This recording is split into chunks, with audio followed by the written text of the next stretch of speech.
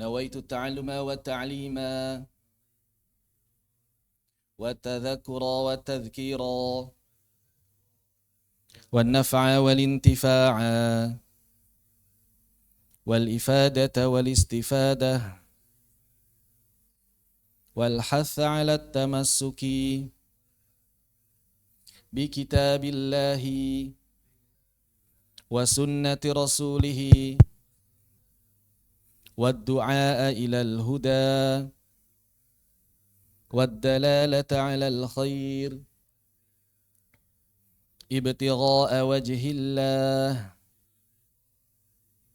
ومرضاته وقربه وثوابه. للبركة الفاتحة.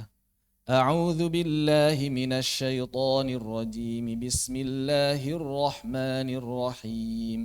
الحمد لله رب العالمين الرحمن الرحيم مالك يوم الدين إياك نعبد وإياك نستعين اهدنا الصراط المستقيم صراط الذين أنعمت عليهم غير المغضوب عليهم ولا الضالين آمين. Innal hamdalillah nahmaduhu wa nasta'inuhu wa nastaghfiruh wa na'udzu billahi min syururi anfusina wa sayyiati a'malina man yahdihillahu fala mudilla lahu wa man yudlil fala hadiya lahu. Ashhadu an la ilaha illallah wahdahu la syarika lah wa ashhadu anna Muhammadan abduhu wa rasuluhu alladzi la nabiyya wa la rasula ba'dah.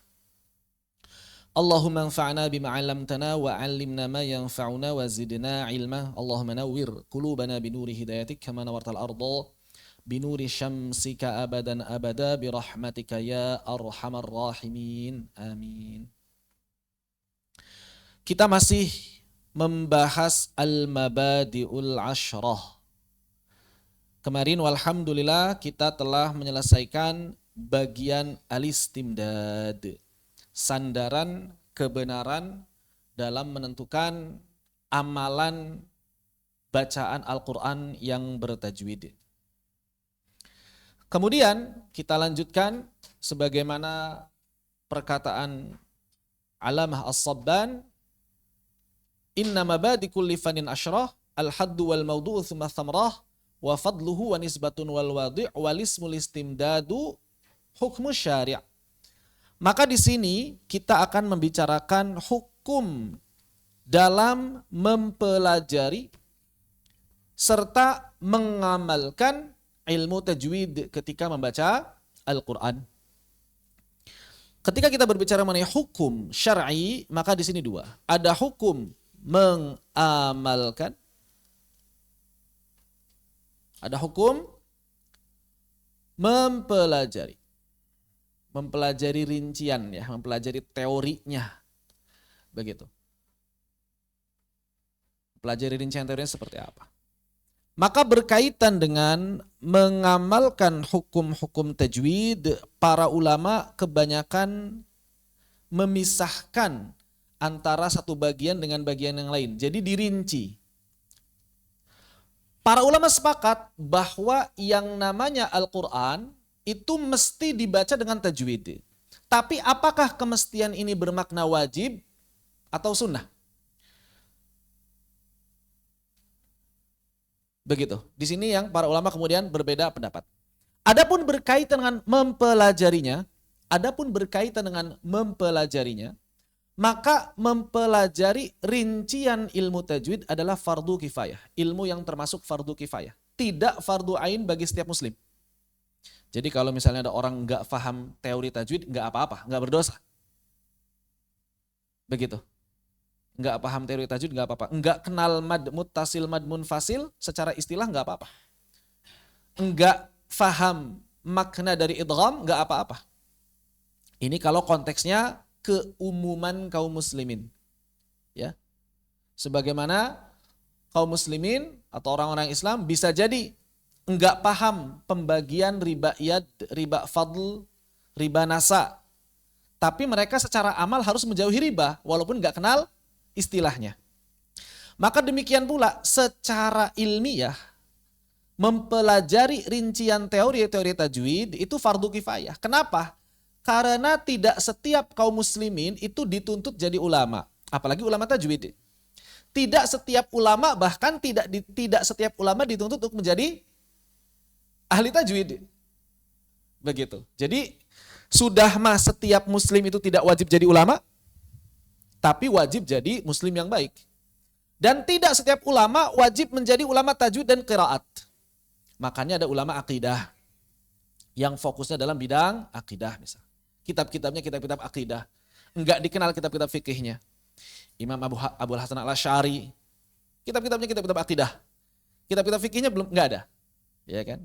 Sebaliknya, Al-Imam Asy-Syafi'i, beliau dikenal dalam bidang fikih dan usul fikih. Begitu. Setiap ulama punya spesialisasinya masing-masing. Walaupun kadang ada ulama yang punya tulisan kitab berbagai macam jenis ilmu. Seperti misalnya Syekhul Islam Zakaria Al-Ansari atau As-Suyuti, Al-Imam Jalaluddin As-Suyuti. Imam As-Suyuti itu untuk masalah Quran, Al-Itqan fi Ulumil Quran. Tafsirnya juga ada. Tafsir Jalalain. Kemudian usul fikihnya banyak sekali. Ya. Ini termasuk ulama yang multi talent. Sama seperti Syekhul Islam Zakaria Al-Ansari. Begitu. Mereka punya mereka punya kemampuan dalam mengumpulkan beberapa fan ilmu. Tapi tidak wajib setiap orang itu mengumpulkan berbagai macam cabang ilmu. Bahkan para sahabat saja memiliki kemampuan yang berbeda-beda. Kenapa kemudian 4 khalifah disebut sahabat terbaik? Apakah karena mereka yang paling pintar qiraat? Apakah karena mereka itu yang paling ahli dalam bahasa Arab? Bukan. Mereka disebut khalifah yang 4 disebut sahabat terbaik itu karena kualitas keimanan, itu yang pertama. Yang kedua adalah masalah fikih. Afqah, mereka yang afqah. Ya. Begitu. Tapi kalau misalnya dalam cabang ilmu yang lain, misalnya qiraat, maka dari 4 khalifah yang terkenal sebagai ahli qiraat, Sayyidina Utsman dan Ali bin Abi Thalib.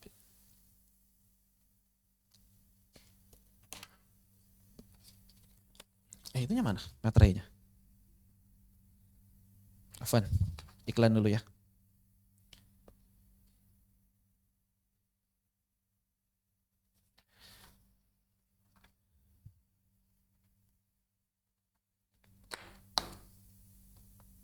Ini ya, yang ini ya. Yang pakai materai. Yang lain mah enggak pakai materai kan?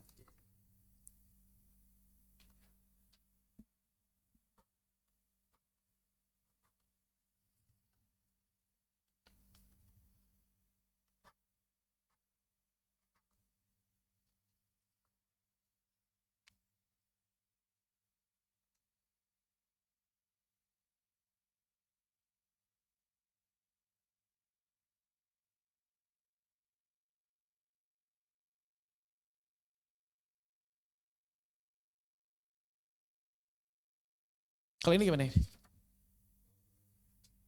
Ada tanda tangan enggak? Di sini tanda tangannya. Tanda tangan. Di sini tanda tangannya.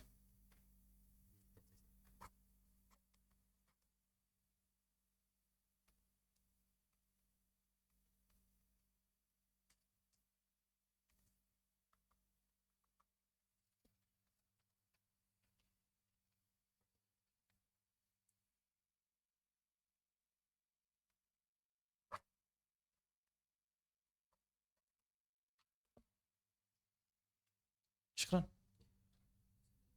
Barakallahu fiik.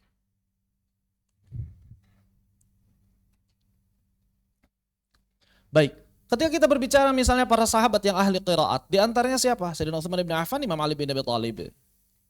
Sedangkan Khalifah Abu Bakar As-Siddiq dan juga Khalifah Umar bin Khattab tidak menonjol kemampuan qiraatnya. Bukan berarti nggak paham, tapi tidak menonjol. Begitu. Bahkan lebih menonjol sahabat lain yang tidak dimasukkan ke dalam, yang tidak termasuk ke dalam 10 sahabat masuk surga. Dalam masalah qiraat itu adalah Ibnu Mas'ud. Begitu. Ibnu Mas'ud lebih populer dalam masalah qiraatnya dibandingkan yang lain. Bahkan hujjah Ibnu Mas'ud itu qiraatnya. Ya. termasuk Ibnu Abbas. Begitu. Artinya tidak setiap orang itu wajib mempelajari ilmu agama secara rinci. Tidak wajib. Begitu. Apalagi ilmu-ilmu yang sifatnya ranting, cabang. Ilmu tajwid cabang dari ilmu Al-Quran. Begitu. Maka tidak wajib bagi setiap orang mempelajari ilmu tajwid. Namun apabila ia adalah seorang pengajar Al-Quran, musyrif, musyrifah, muhafidh, muhafidhah, apalagi mudir ma'had Al-Quran, masa mudir ma'had Al-Quran enggak faham tajwid? Aib jelas. Tapi kan mudir tugasnya mengorganisir ma'had gitu, bukan ngajar katanya gitu. Di sebagian tempat kan gitu mudir ya, enggak ngajar. Tapi tetap jadi aib ketika mudir enggak faham tajwid sama sekali. Begitu. Kenapa? Karena setiap aktivitas dituntut untuk mutqin. Apa itu mutqin? Bahasa kitanya gampangnya profesional. Nabi SAW bersabda, Innallaha yuhibbu idza amila ahadukum amalan ayutqinah. Jadi Allah itu senang banget, ya Nabi berpesan pada kita bahwa Allah itu senang banget kalau kita beramal itu dengan profesional. Dan salah satu ciri profesionalisme dalam amal adalah menguasai bidang fan ilmu, cabang ilmu yang kita tekuni, yang kita ajarkan. Maka aneh kalau ada pengajar tajwid nggak paham tajwid. Aneh, aib. Dan itu yang terjadi pada sebagian ma'had yang namanya ma'had Al-Quran. Judulnya ma'had Al-Quran, tapi gurunya nggak paham tajwid, muridnya nggak diajari tajwid. Kenapa? Karena fokus ngafal. Dan ini banyak. Ini banyak. Ya. Kenapa fokusnya ngafal doang? Ya karena rekrut gurunya pun asal-asalan. Yang penting punya hafalan, nerima setoran, selesai.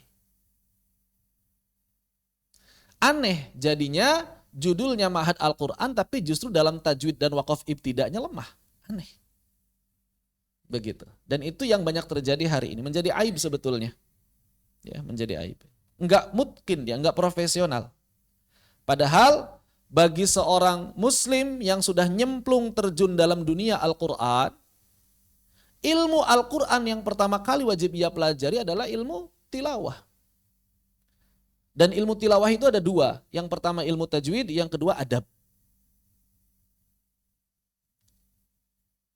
Adabnya. Tajwid dan juga adabnya. Itu adalah ilmu Al-Quran yang paling mendasar. Yaitu ilmu tajwid dan adabul Quran. Kalau misalnya dua ini hilang, ya pondasinya hilang.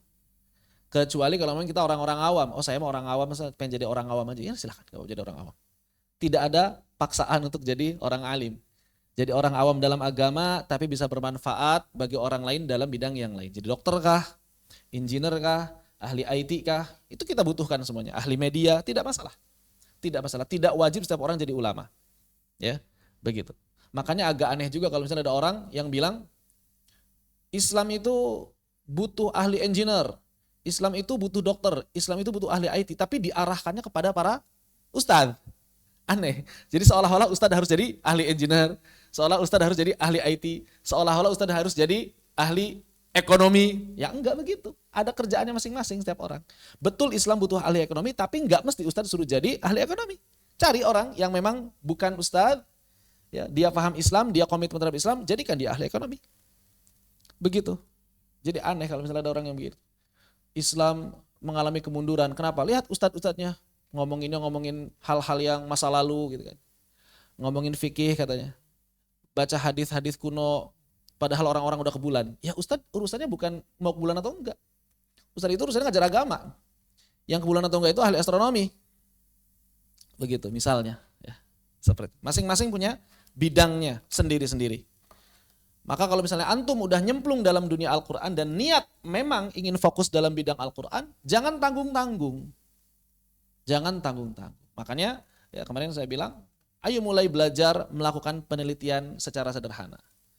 Itu adalah bukti bahwa kita profesional, melakukan penelitian.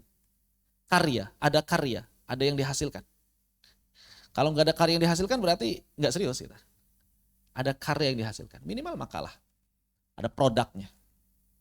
Begitu, ini berkaitan dengan rincian ilmu. Jadi Mempelajari rincian ilmu tajwid bagi orang-orang umum, seluruh kaum muslimin itu tidak wajib. Itu fardu kifayah saja, sebagian saja.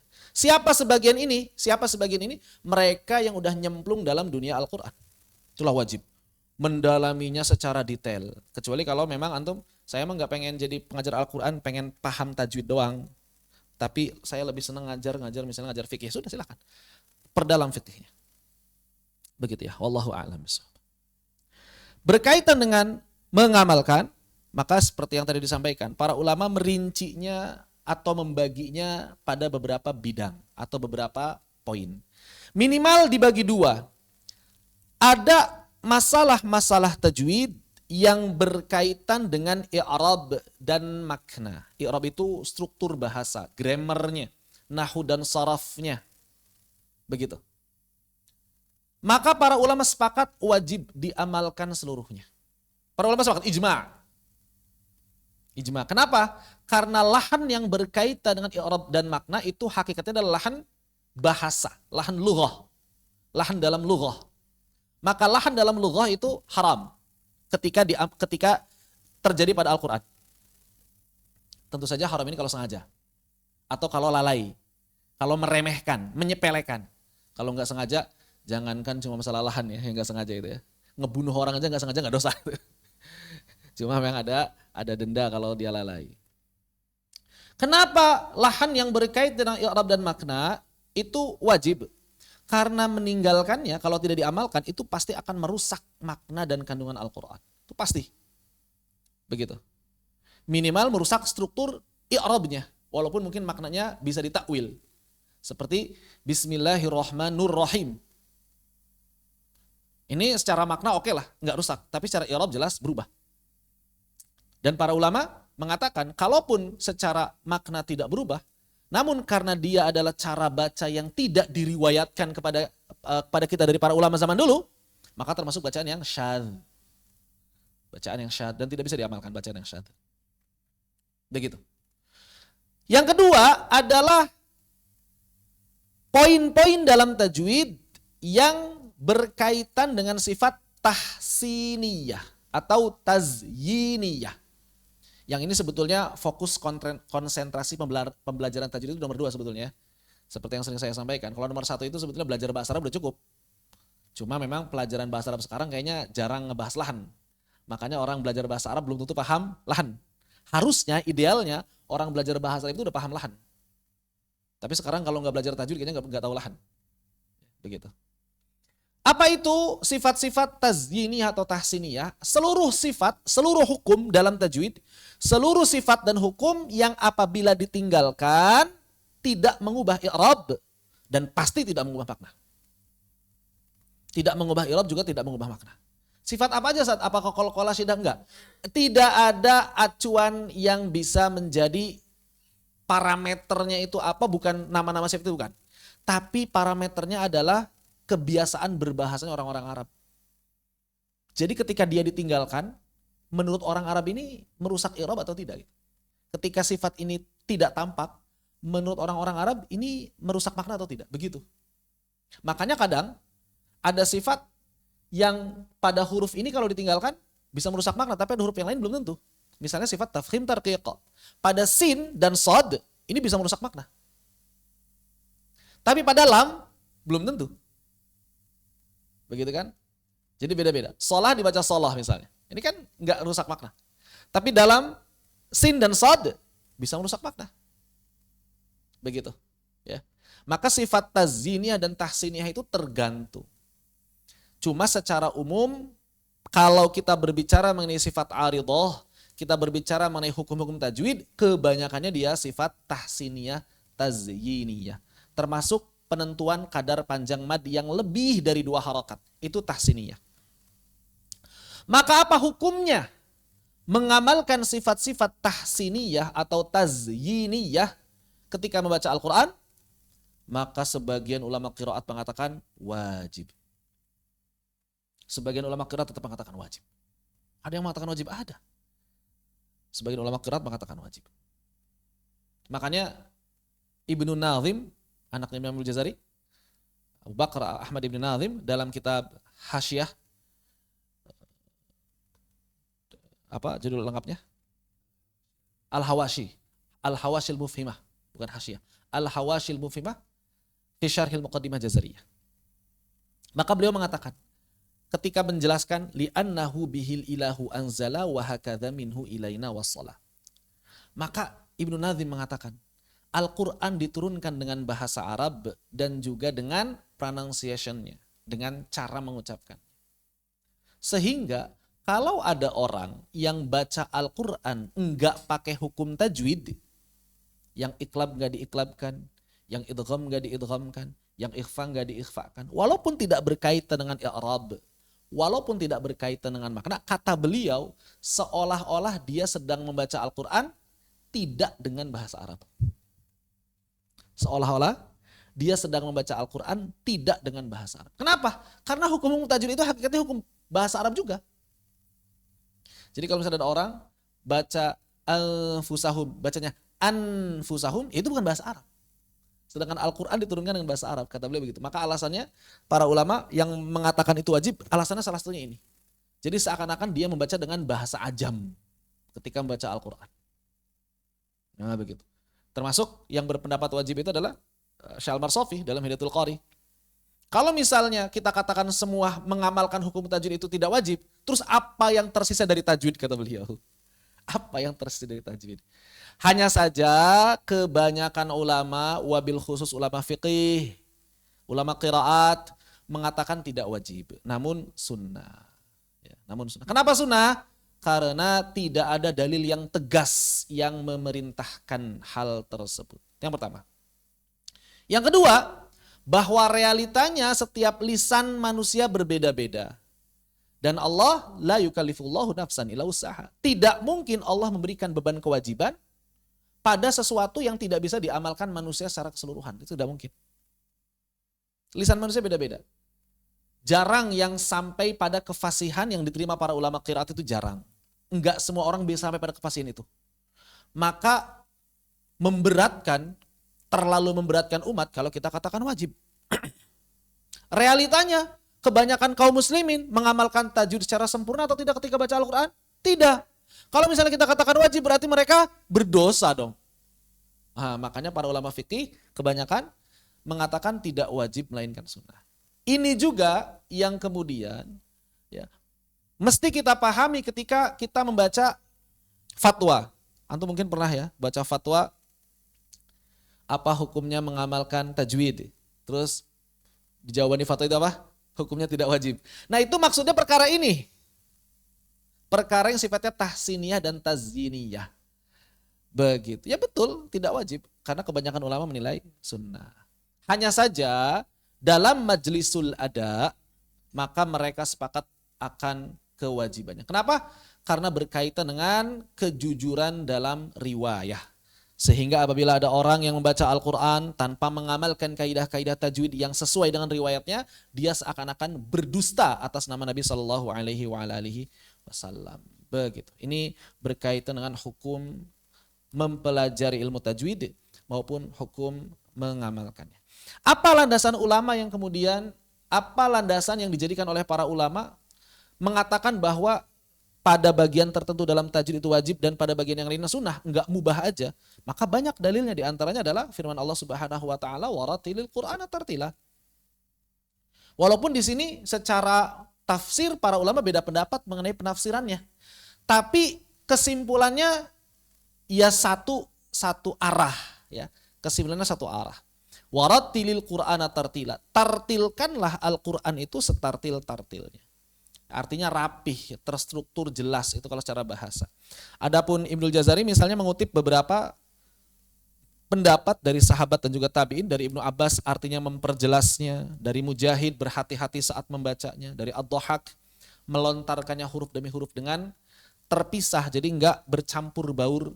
Imam Abu Amr Adani mengatakan berhati-hati dalam membacanya dan memisahkan pengucapan satu huruf dengan huruf berikutnya.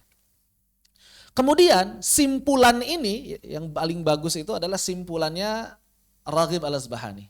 Maka disimpulkan oleh Ar-Raghib Al-Asbahani dalam Al-Mufradat, beliau mengatakan at-tartil huwa irsalul kalimati minal fami bisuhulati wastiqamah. Inilah kesimpulan tartil.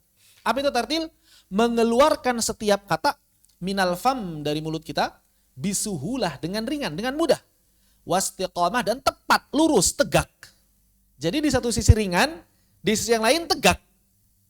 Tidak ringan saja tapi bengkok-bengkok, tidak tegak saja tapi berat. Ini saya pikir kesimpulan yang sangat komprehensif, utuh lagi menyeluruh. Mani' jami'. Jami' mani'. Jadi tartil itu udah begini. Tartil itu artinya setiap kata itu dikeluarkan dengan ringan. Kayak orang ngomong biasa. Seperti yang sering saya bilang juga. Cara mengeluarkannya seperti kita berbicara. A ya A. Nggak jadi A. Nggak jadi begitu. Gitu. Nggak beda gitu. Kita ngomong mengeluarkan ba gimana? Ba. Pas baca Al-Quran, ba. Nggak begitu. Biasa aja. Ro gimana? Ro. Baca Quran, ro. Nggak begitu. So gimana? So. Baca Quran, so. Nggak. Jangan dibedakan. Jangan dibedakan. Ya, jangan dibedakan. Cara mengeluarkannya sama. Mudah. Yang penting tepat. Istiqomah. Tegak. Tegak apanya? Tegak makhrajnya, tegak sifatnya, tegak hukumnya. Begitu. Ini kalau kita berbicara mengenai pronunciation, pelafalan. Hanya saja ada riwayat yang disandarkan pada Imam Ali bin Abi Thalib. Kenapa saya katakan yang disandarkan? Karena belum jelas kesahihannya. Belum jelas kesahihannya. Dari Imam Ali bin Abi Thalib atau bukan? Wallahu a'lam. Terus siapa yang mengatakan ini dari Imam Ali? Misalnya adalah Imam Ibnu Mujahid. Misalnya adalah Imam Al-Hudzali. Jadi kalaupun ini bukan perkataan Imam Ali, minimal ini perkataannya Imam Ibnu Mujahid, minimal ini perkataan Imam Al-Hudzali.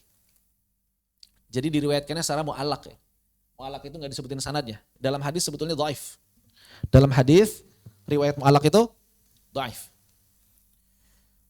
Disebutkan juga oleh Imam Ibnu Jazari dan maknanya sahih. Kenapa saya katakan maknanya sahih? Karena dikutip oleh ahli qiraat dari zaman ke zaman. Imam Abu Amr Ad-Dani, Imam Ibnu Jazari dan para ulama sekarang. Jadi walaupun sanadnya dhaif, matanya sahih. Nah ini penting nih buat antum yang belajar hadis. Jadi ada hadis yang sanadnya itu dhaif tapi maknanya bisa sahih. Sebaliknya, kadang ada sanadnya sahih tapi maknanya dhaif. Makanya nggak bisa kita itu bilang ini hadis dhaif ditinggalkan. Nggak bisa begitu. Nggak bisa begitu. Harus dilihat maknanya dulu. Ya seperti itu. Maka disampaikan di sini at-tartil huwa tajwidul huruf wa ma'rifatul wuquf. Maka di sini meluas berarti tartil itu enggak cuma tajwid. Kalau tadi kan Ragib Al-Asbahani itu ngomongin tajwid kan? Irsalul kalimati minal fam bisuhula wastiqamah itu tajwid. Maka berarti makna tajwidul huruf ini irsalul kalimati minal fami bisuhula wastiqamah. Itulah tajwidul huruf. Tapi kata Imam Ali bin Abi Thalib atau kata sebuah perkataan yang disandarkan dari Imam Ali bin Abi Thalib bukan cuma tajwidul huruf, bukan cuma mengeluarkan huruf dengan ringan dan tepat, tapi juga ma'rifatul wuquf. Ada tambahan, belum cukup disebut tartil sekadar tajwidnya bagus. Ada tambahan apa? Ma'rifatul wuquf. Apa itu ma'rifatul wuquf? Sebagian orang mengira, menyangka kenal tanda-tanda waqaf, bukan. Tanda-tanda waqaf itu ijtihad belakangan. Sebelumnya enggak ada tanda-tanda wakaf. Terus ma'rifatul wuquf itu apa? Memahami kapan dan di mana kita boleh berhenti saat membaca Al-Quran dan memahami juga kapan dan dari mana kita memulai kembali. Walaupun di sana ada tanda ataupun tidak ada tanda. Nah berarti kalau begitu ma'rifatul wuquf sangat berkaitan erat dengan pemahaman terhadap makna. Iya. Sehingga tartil yang sempurna jadinya apa? Kalau kita pakai bahasa sederhana jadinya apa nih? Tartil itu bacanya benar, maknanya paham.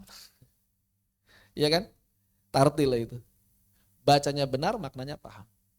Makanya para ulama mengatakan bahwa di antara bagian dari tartil ketika membaca Al-Quran adalah tadabbur. Karena tadabbur memahami makna.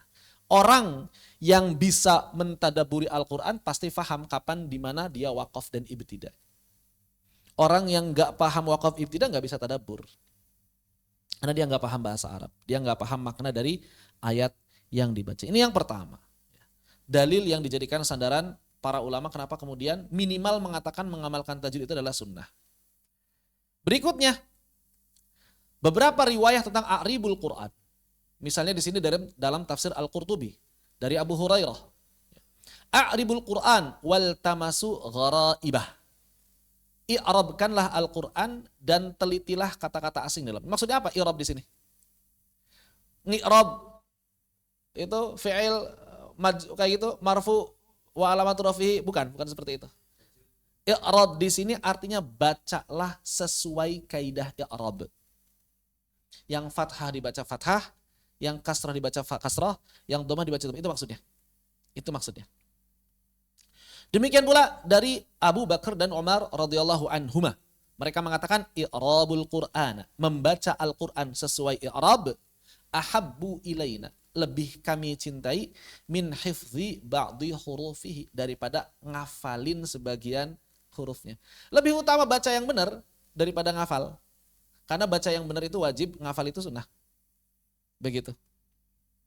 Jadi membaca Al-Qur'an sesuai i'rab. Itulah i'rabul Qur'an. Demikian. Ketiga, hadis membaca sebagaimana diajarkan. Ini juga sudah dikutip kemarin. Diriwayatkan dengan sanad yang hasan dalam Musnad Imam Ahmad, Iqra'ul Qur'an kama 'ullimtum. Yang namanya bacaan Al-Qur'an itu diturunkan dari generasi ke generasi, maka nggak bisa ngarang. Mau lafaznya, mau cara bacanya, nggak bisa ngarang. Oleh karena itu, kalau demikian berarti kita mesti membaca Al-Quran sesuai yang diajarkan para ulama ahli qiraat. Nggak bisa enggak. Minimal sunnah berarti kan. Perintah dari Nabi SAW. Dalam redaksi yang sedikit berbeda, innallaha ya'murukum an taqra'ul Qur'an an taqra'u kama 'ullimtum. Allah memerintahkan kalian agar membaca Al-Quran sebagaimana yang diajarkan. Jangan ngarang, jadi nggak boleh ngarang. Nggak boleh sekadar kita tahu dialek bahasa Arab terus pakai dialek itu, nggak bisa. Ya, ada aturannya, ada adabnya. Hadits Ummu Salamah bahwa annaha na'atat qira'atar rasuli mufassaratan harfan sallallahu alaihi wasallam. Ciri khas bacaan Nabi itu adalah menafsirkan satu dengan yang lain huruf-hurufnya. Sehingga kalau kita gambarkan, Nabi itu kalau lagi baca Al-Quran nggak bikin sahabat samar. Ini sin apa shin apa sod sih, nggak kayak gitu.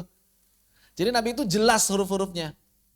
Nabi mengucapkan huruf tha ya tha, bukan sin. Atau antara sa dengan sin.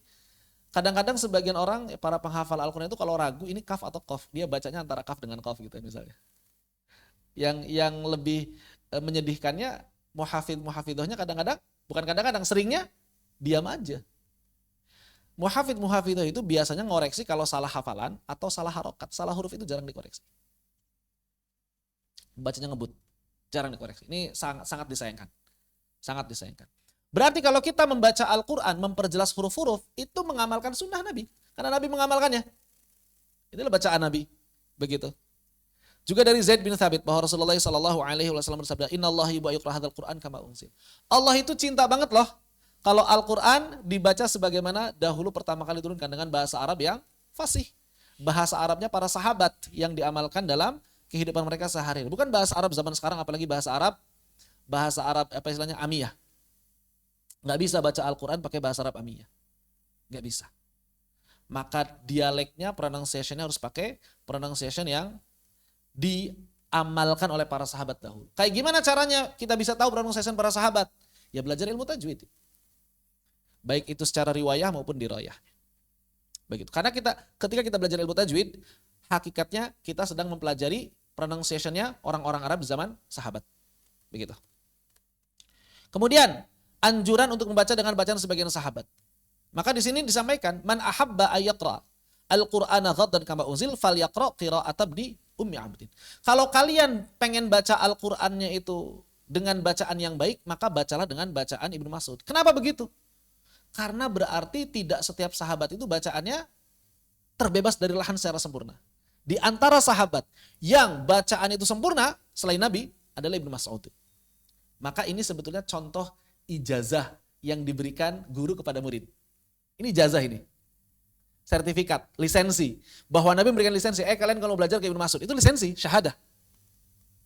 Inilah kenapa kemudian ulama berikutnya pun melakukan hal yang sama, ada lisensi. Supaya apa? Supaya orang-orang awam tahu kemana mereka harus nyari guru. Ustaz, kan yang namanya nerima kebenaran itu boleh dari siapa saja. Kenapa kita harus pilih-pilih guru? Apa jawabannya?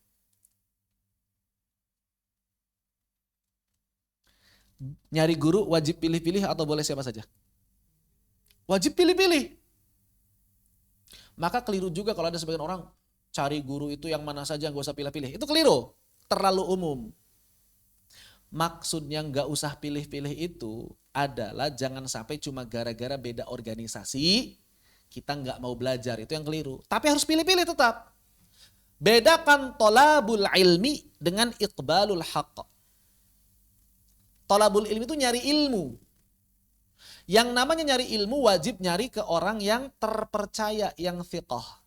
Maka kalau misalnya kita pengen nyari ilmunya berupa riwayah, berarti cari orang yang paling thiqah dan sanadnya paling tinggi.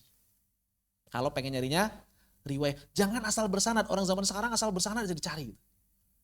Bahkan saya punya teman sanad Jazariyah sampai 200, tapi kebanyakan gurunya sederajat sama dia, ngapain gitu. Levelnya sama sanadnya, terus buat apa 200 orang itu gak ada faidahnya? Orang derajatnya sama. Dan guru-gurunya pun ke atasnya sama. Gak ada faidahnya. Setiap ada majelis diikutin, setiap majelis diikutin, ya bagus semangat. Cuma gak ada faidahnya lagi kalau sederajat. Bahkan Ustaz Rikrik pernah bercerita, salah seorang guru kami Ustaz Rikrik Rahman. Jadi begini, dia itu di sini sanadnya gitu ya. Misalnya beginilah. Nah, dari gurunya, kurang jelas.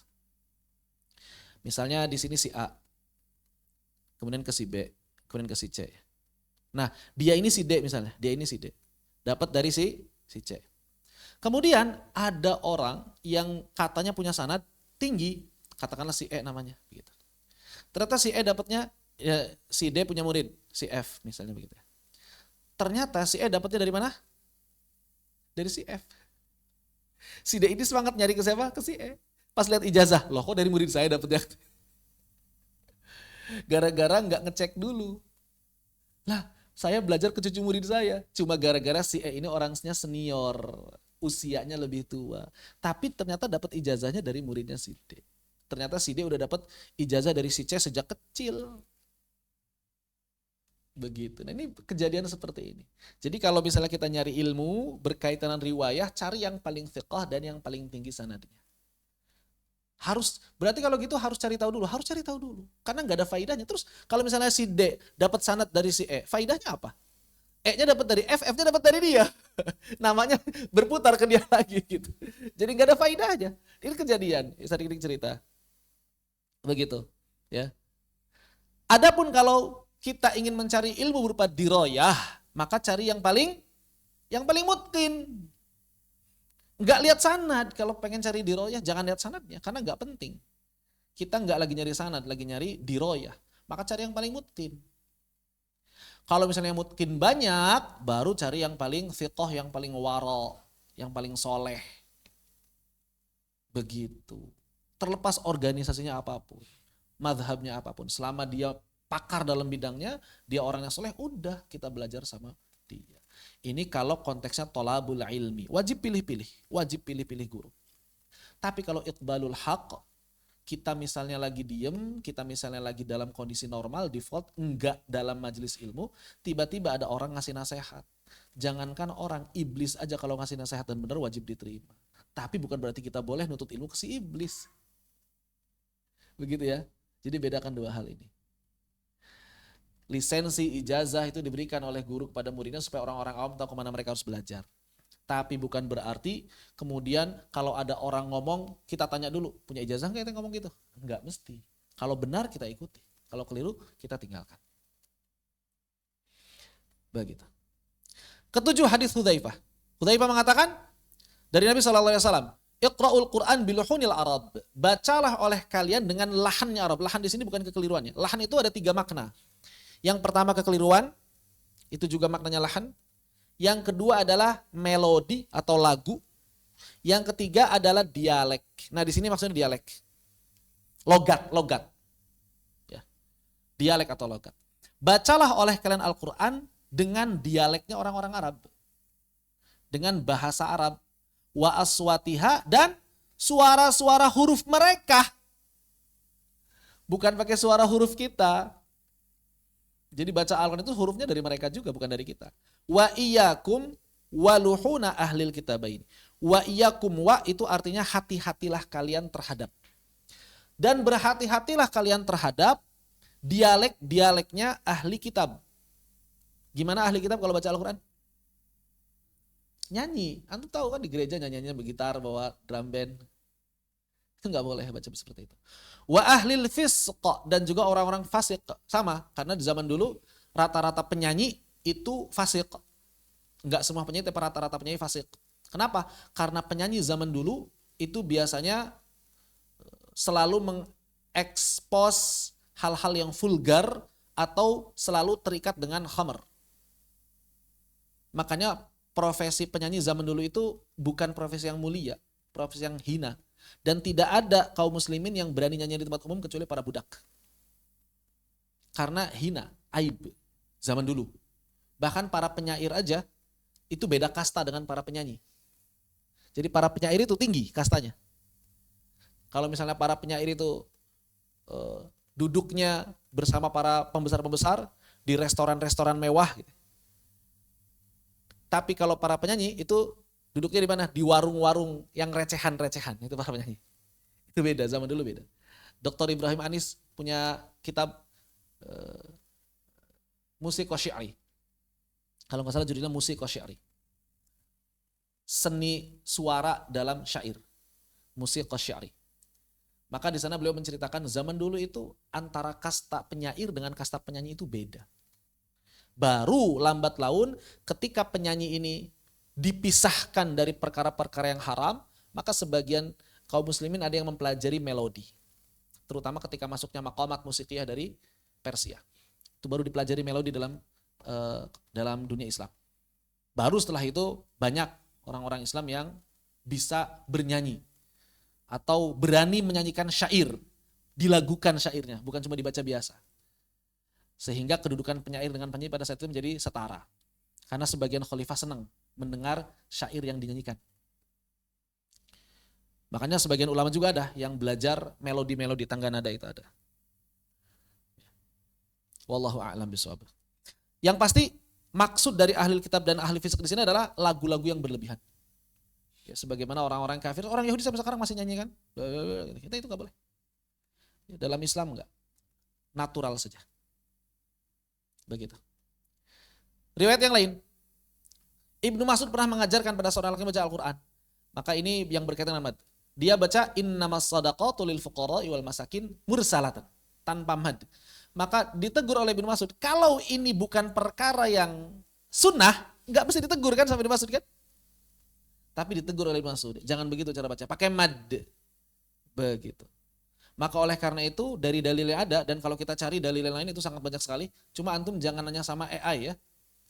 Wahai AI, wahai Open AI, ChatGPT, Meta, coba sebutkan dalil-dalil dan hadis yang menyebutkan kewajiban atau kesunahan baca Al-Quran. Dia bisa ngeluarin banyak hadis, tapi palsu semua.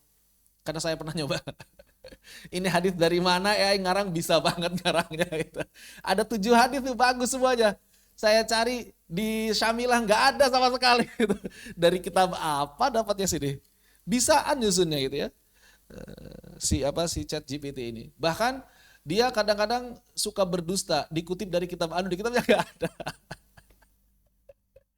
Aduh kacau ini si ChatGPT ini. Saya pernah diskusi sama orang. Dia kelihatan banget, dia ngandelin AI diskusinya. Saya bilang, ente itu dari kitab apa sebenarnya? Saya kok cari-cari nggak ada, kalimat itu nggak ada kata saya. Akhirnya dia ngilang, ketahuan dari AI. Geblokir saya dia. Hati-hati ya. Dan yang terakhir adalah ijma'. Ya, para ulama sepakat Al-Quran tidak boleh dibaca sampai merusak makna. Bahkan para ulama juga mengaitkannya dengan keabsahan sholat dalam kitab-kitab fikih, dan ini sudah masyhur, terlalu masyhur untuk dijelaskan sebetulnya ijma' ini. Ya, dan mereka mengatakan bahwa siapa saja yang sengaja membaca Al-Quran merusak makna itu berdosa. Ijma'. Para ulama sepakat. Dan yang namanya ijma' itu adalah salah satu dari sumber hukum Islam. Memang mereka berbeda pendapat dalam masalah rincian tajwid yang tadi disampaikan, yaitu sifat-sifat tahsiniyah atau taziniyah. Tapi untuk yang berkaitan i'rab dan makna, para ulama tidak ada perbedaan pendapat. Tapi saya pernah dengar Ustaz, ada penceramah yang mengatakan tidak wajib. Dia ulama bukan kan? Penceramah itu tidak setiap penceramah itu ulama. Bahkan banyak penceramah yang jahil, ya kayak si Harry Prasit ya. Dia kan ceramah terus kerjaannya. Tapi jahil. Begitu. Seperti itu. Maka kesimpulan berkaitan dengan hukmul iltizami bitajwidi, berkaitan dengan sisi i'rab dan makna, wajib diamalkan dan haram untuk ditinggalkan dengan sengaja. Termasuk meninggalkan dengan sengaja atau dinilai meninggalkan dengan sengaja sebagaimana perkataan Imam Al-Jazari dalam An-Nasyr ketika beliau mengatakan apa? Bahwa pembaca Al-Quran terbagi menjadi 3. Ada yang namanya muhsin ma'jur, musi athim, musi ma'dzur.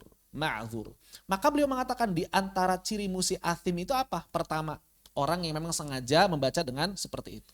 Yang kedua apa? Yang kedua, orang yang bisa memperbaiki tapi nggak mau memperbaiki. Orang yang dikoreksi tapi nggak mau mengoreksi. Jadi bisa jadi dia nggak mau belajar, atau dia sudah belajar tapi nggak mau mengoreksi dirinya sendiri. Udahlah, saya begini aja. Nah itu nggak boleh. Itu termasuk athim, berdosa. Terus yang ma'dzur kayak gimana? Yang dimaafkan kayak gimana? Yang pertama, orang yang nggak nemu guru, dimaafkan. Yang kedua, orang yang sudah bertemu guru tapi lisannya berat untuk mengucapkan. Banyak enggak? Banyak. Maka yang begini dimaafkan. Bahkan Nabi memberikan bonus. Bonus apa? Bonus 2 pahala. Al-mahiru bil Qur'ani ma'as safaratil kiramil bararah walladzi yaqra'ul Qur'an wa huwa yatata'u fihi wa huwa 'ali syaqun lahu ajran. Dapat 2 pahala. Ya, bukan berarti yang terbata-bata lebih baik daripada yang mahir, bukan. Yang mahir lebih tinggi lagi. Cuma yang terbata-bata dapat 2 pahala. Nah ini termasuk mereka orang-orang yang punya guru tapi belum bisa memperbaiki bacaan dengan tepat sempurna. Bahkan bacaannya merusak makna, itu tidak masalah kalau dia masih belajar. Begitu. Ya. Adapun dari sisi sifat penghias, maka dibagi. Kalau konteksnya majlisul ada, para ulama sepakat wajib karena berkaitan dengan kefiqahan dalam periwayatan, kejujuran dalam periwayatan. Adapun dalam tilawah biasa, sunnah. Sunnah mengamalkannya. Cuma kalau misalnya ada qori yang mutqin, guru Al-Quran, mukri'ul Quran, baca nggak pakai sifat penghias, ya tercela lah aib. Kok bisa gitu ya? Kok bisa ada ahli qiraat baca tanpa menyempurnakan sifat-sifat tahsiniyahnya? Adapun kalau orang-orang awam yang melakukan, ya maafin aja, udah nggak apa-apa. Perkara yang sunnah. Begitu. Nah ini akan membuat kita lebih legowo ketika mendengar sebagian orang misalnya bacaannya masih agak berantakan tajwidnya, selama tidak merusak makna udah nggak apa-apa. Begitu, nggak perlu keras menyikapinya. Seperti itu. Wallahu a'lam bissawab. Baik, ini berkaitan dengan hukmul iltizami bit tajwid. Apakah ada yang tanyakan? Dipersilakan apabila ada yang ingin ditanyakan.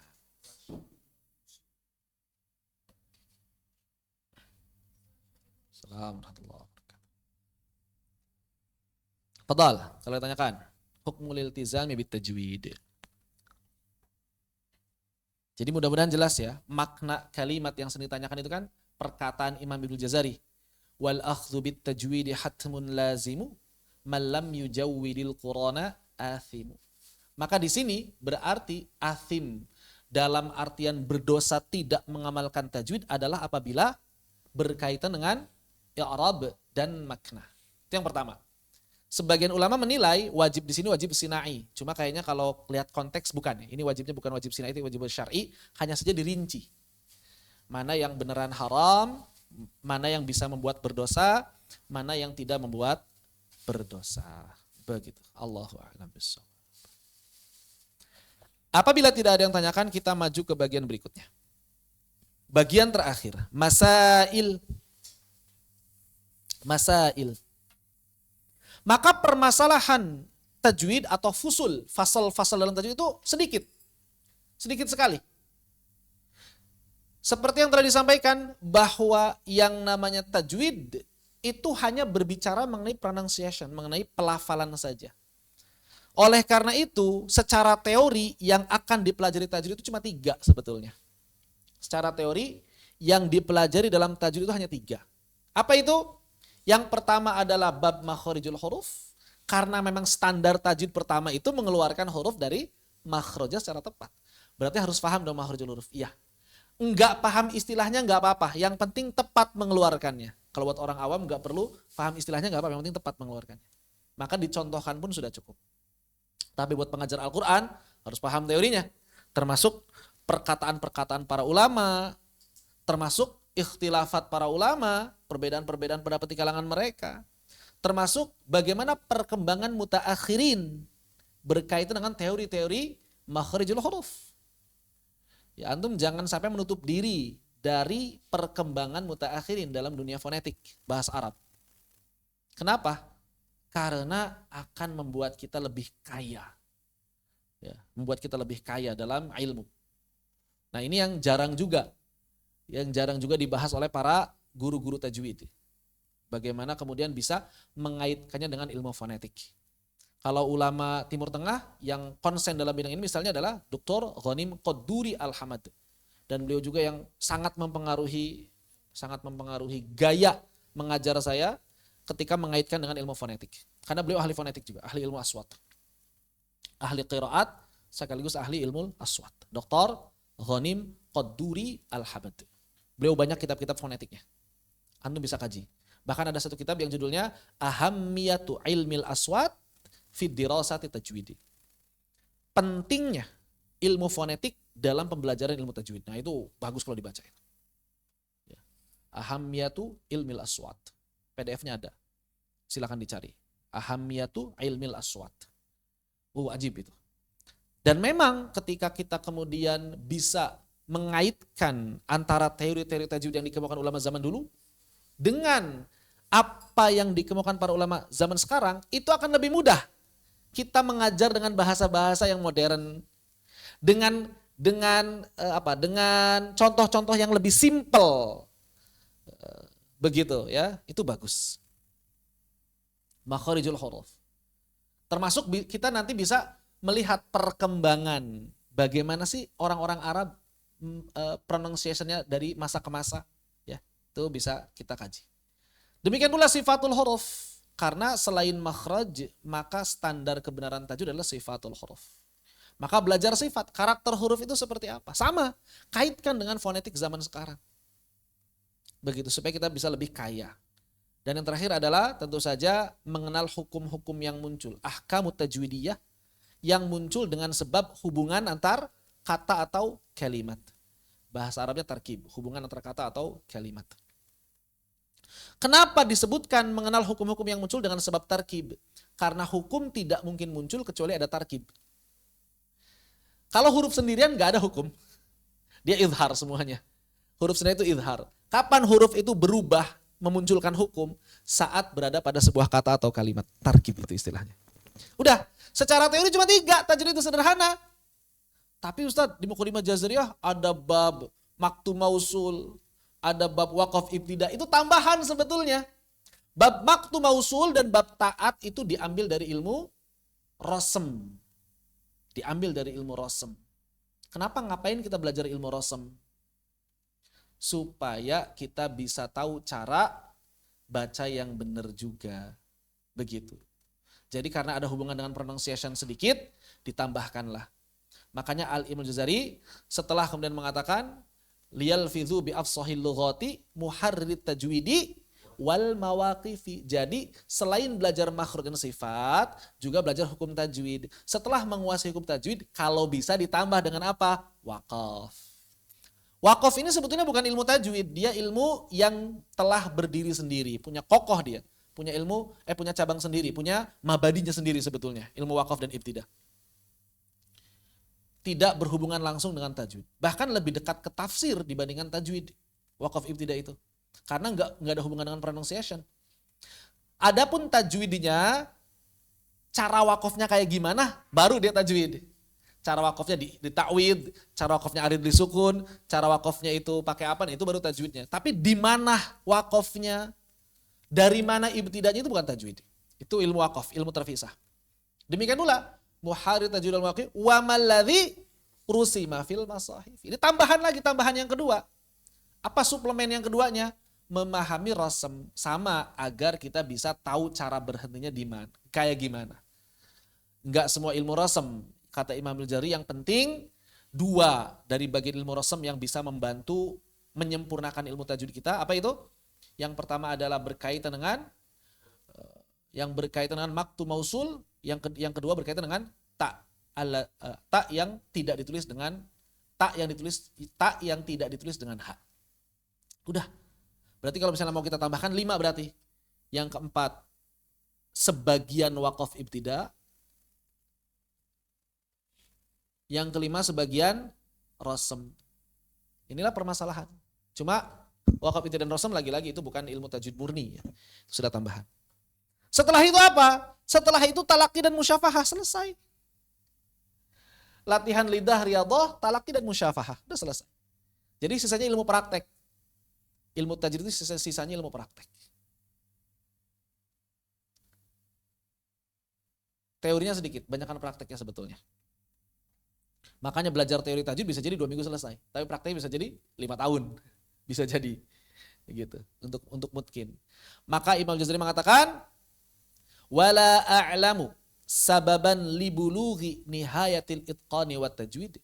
Dan aku belum mengetahui adanya sebab yang lebih baik libulughi untuk mencapai nihayatil itqan, puncaknya profesionalitas wat tajwid dan cara baca yang benar, wa wusuli, dan yang akan menyampaikan kita ghayatit tashihi, sampai pada tujuan perbaikan bacaan dan tasdid, dan juga bacaan yang baik itu mithla riyadatil alsun, selain daripada latihan lidah, wat takrari ala lafzil mutalaqqa min famil muhsin, dan mengulang-ulang lafaz-lafaz tersebut di hadapan guru yang bisa memperbaiki kita.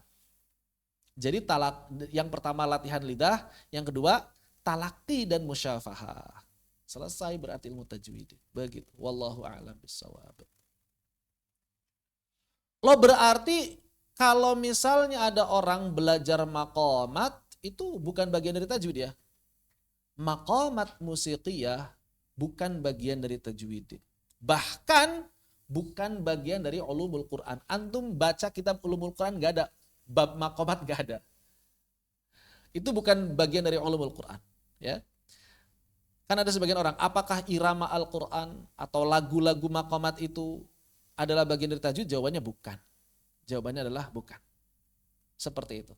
Adapun berkaitan dengan mengamalkan maqamat ketika membaca Al-Quran, maka para ulama berbeda pendapat setidaknya pada 3 pendapat. Pendapat pertama mengatakan bahwa mengamalkan secara sengaja, menyengaja memasukkan Al-Quran pada lagu-lagu maqamat musiqiyah itu haram. Kata siapa? Kata Syekh Aiman Suwaidi. Kenapa? Karena lagu-lagu ini asalnya bukan untuk Al-Quran, tapi untuk syair. Lagu-lagu ini buat syair. Bukan sesuatu yang mulia. Nadanya sudah ada, naik turunnya sudah ada, terus Al-Quran dimasukin ke sana. Maka ini haram, kata Syekh Aiman Suwaidi. Kenapa? Karena tidak ada contohnya dari Nabi. Juga memberatkan sebagian orang. Juga seperti memasukkan sesuatu yang mulia ke wadah yang tidak mulia, kata beliau begitu. Di antara alasannya. Lagu ini seperti wadah. Al-Quran ini dimasukkan ke wadah yang kurang mulia. Kenapa? Karena wadahnya kurang mulia. Karena dia buat apa? Buat nyanyi. Aslinya buat nyanyi. Makanya kalau belajar maqamat itu ya belajar tangga nada. Apalagi jiharka. Jiharka itu kan do re mi fa sol la si do tangga nadanya. Tangga nadanya do re mi fa sol la si do. Do re mi fa sol la si do. Itulah tanda nada jiharka atau ajam. Bedanya kalau jiharka itu lebih rendah daripada ajam secara nadanya. Jadi belajar kayak gitu. Ini dan nadanya dari mana? Dari C, ini nadanya dari F, ini nadanya dari bemol. Kayak gitu. Ya musik itu nada, musik itu bagian dari nada. Makanya disebutnya maqamat musiqiyah. Musik itu kan artinya nada, seni suara. Jadi belajar maqamat itu belajar musik, belajar seni suara. Makanya kadang-kadang sebagian pengajar Al-Qur'annya membawa alat musik buat menyamakan nada. Kayak gitu, ya. Entah itu pakai rebab ya, yang gitar gitar hamil itu. Gitar hamil, gitar tapi gitar kura-kura. Orang Arab kan begitu pakai gitarnya. Jadi nanti disamain nadanya do do do deng deng deng deng deng deng deng deng. Nah, nada dari sini mulainya kayak gitu. Seperti itu. Aslinya begitu, belajar maqamat musiqiyah. Makanya Syekh Ahmad Suhaid mengatakan haram. Cuma memang ini pendapat, katakanlah pendapat minoritas yang mengatakan haram secara mutlak ini ya. Syekh Ahmad Suhaid. Terus kemudian yang menarik adalah ketika beliau berdiskusi dengan Syekh Ahmad Isa Al-Mi'sarawi. Syekh Al-Mi'sarawi kan termasuk yang membolehkan, ya. Ulama Mesir itu yang membolehkan maqamat. Yang penting benar bacanya. Kemudian ada yang nelfon Syekh Sa'ad Al-Ghamidi. Syekh Sa'ad Al-Ghamidi nelfon, masuk, dan beliau mendukung siapa? Mendukung Syekh Al-Mi'sarawi atau mendukung Syekh Ahmad Suhaid? Syekh Ahmad Suhaid. Loh, antum enggak pakai maqamat emangnya kalau lagi baca? Saya enggak pernah belajar maqamat, saya enggak pernah belajar nyanyi. Lah itu kan katanya maqam ini maqam itu. Saya enggak paham bahwa saya ini sedang mengamalkan maqam apa, saya enggak paham. Itu murni naluri tabiat saya. Kata Syekh Sa'ad Al-Ghamidi. Jadi beliau itu baca itu naluri aja tabiat, walaupun kata orang mirip makom ini, mirip makom itu begitu. Jadi enggak menyengaja memasukkan Al-Quran ke dalam makom tertentu. Ya karena beliau cara baca begitu udah begitu. Sampai-sampai MC-nya bilang, wah ini jadi bukti bahwa ternyata enggak perlu belajar makomat. Kalau udah enak mah enak aja gitu. Syekh Sa'ad Al-Ghamidi udah enak aja. Begitu. Seperti itu. Dan memang yang nelfon rata-rata ngedukungnya Syekh Ahmad Suhaid. Begitu. Itu seru tuh. Ada sekitar 3 jam kalau nggak salah, atau 2 jam atau 3 jam lah di YouTube itu ada. Di acara TV. Syekh Ahmad Suhaid dengan Syekh Ahmad Isa Al-Mi'sarawi. Diskusi tentang maqamat. Cuma memang Syekh Ahmad Isa Al-Mi'sarawi jarang ngebantah ya. Beliau itu enggak membantah. Enggak kok, enggak haram. Jadi bahasa diplomatis terus.